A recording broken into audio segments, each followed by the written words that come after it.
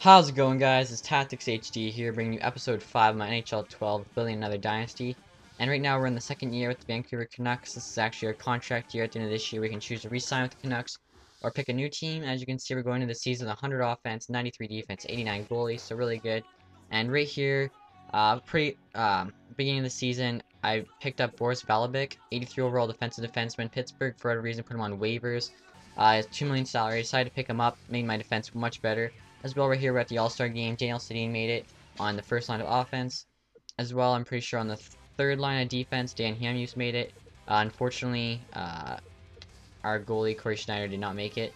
Right here, we are at the trade deadline. I got an offer from St. Louis. Pretty good goalie, 81 overall, for a third-round draft pick. Decided to do that. As well, I made Dallas an offer, UC Jokinen, and a really good prospect for Louis Eriksson. And they said yes, and Louis Eriksson's really good, and he'll play on the top line with the Sedins.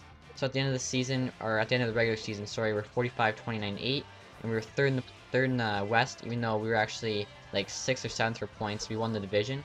So in the first round, we played Chicago Blackhawks, and as you guys can see, we got the first win. Then they got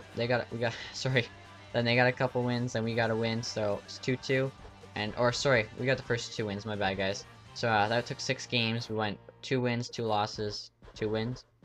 And after that, we played the Ducks, the former team I was the GM for.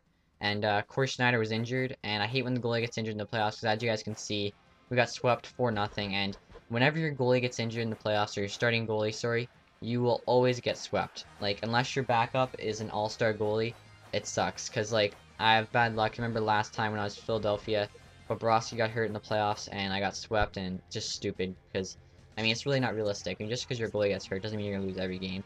So anyway, right here's the re-sign phase, guys.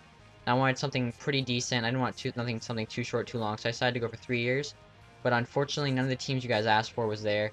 I know a lot of people have been asking for Montreal, Toronto, New York, and Washington. Those are the 4 big teams. Neither of them were there, so I decided to go with Colorado for 3 years. I thought that'd be a good team to go with. Just see what's going on there. Right here, the retired players. You got Nicholas Bax, Jeremy Niedemaki, Thomas O'Kuhn, Vincent Lecavalier, Brian Gionta, Jerome McGinley, Alex Tongue, Christian Uselius, Francois Bosterman, a lot of guys. Alex Burrows. And right here's the draft, Colorado, which is my first round draft pick. Decided to pick up this defenseman, pretty good potential. And I had a bunch of other draft picks after that, nothing too special though. So right here's the re-sign phase. I noticed Colorado had a lot of centers, so I decided to let a couple go to free agency. I let the one guy go from the New York Islanders who he used to play for. And right now I was just looking at the team. The defense isn't too bad, but they could use work.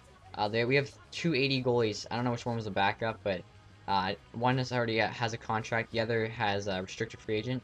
So I decided to give him a qualifying offer and see if he accepts it. As well, I made some offers to Duchesne, and I made an offer to McClement, but he actually doesn't accept that. But it wasn't too big a deal because we had so many centers. Made an offer to Goularty, McLeod, just some 3rd and 4th line wingers. Made an offer to Landeskog, who's a 1st line winger. He's actually 90 overall already, so it shows you Landeskog gets really good. So I re-signed Mueller and Jones. I think actually I had to stay on all right wings, and so that's good though. And right here, free agency, I waited till the end of August to sign these guys. I made an offer to Matt Wilson, made an offer to Luke Adams, who's actually on my team, but I just did it this way. Wilson actually doesn't sign. Then I decided I wanted like a better 3rd line center, and I'd have what's his name? The other guy had playing wing. So I decided to make an offer to Colborne, who was on my last team, Vancouver, and I allowed to give us my 2nd round pick because I'm giving him $3.5 million.